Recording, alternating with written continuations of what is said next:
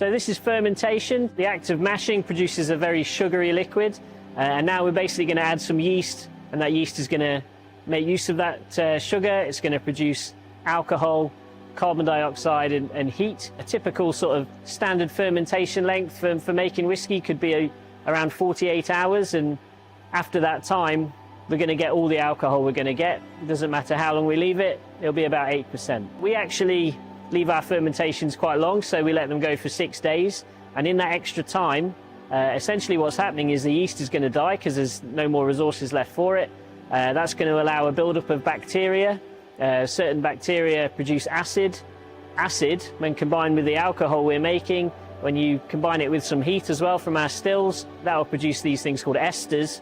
Esters are quite sweet and they're quite fruity.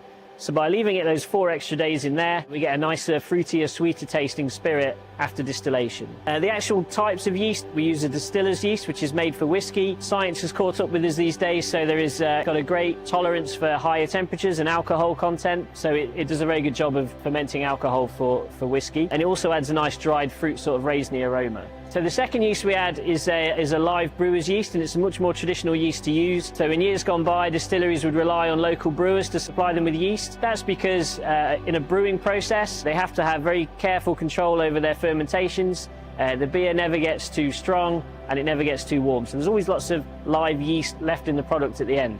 And they can basically take the yeast out of one vat, place it in the next vat and just keep it going and going. We can't do that. Our fermentations get too warm and we make too much alcohol. So we need this fresh yeast every day. But we work with a local brewery called Thornbridge. They make a really nice IPA called Jaipur. We use the yeast which they've used to make Jaipur, and we add that to our fermentations, and it just gives us this little bit of extra flavour that we wouldn't normally get. The yeast has already been used once, and it's generally a bit more stressed out than our other yeast would be, and that lends itself to producing even more esters and even more sort of fruity flavour, which carries forward to our spirit run in the whiskey process.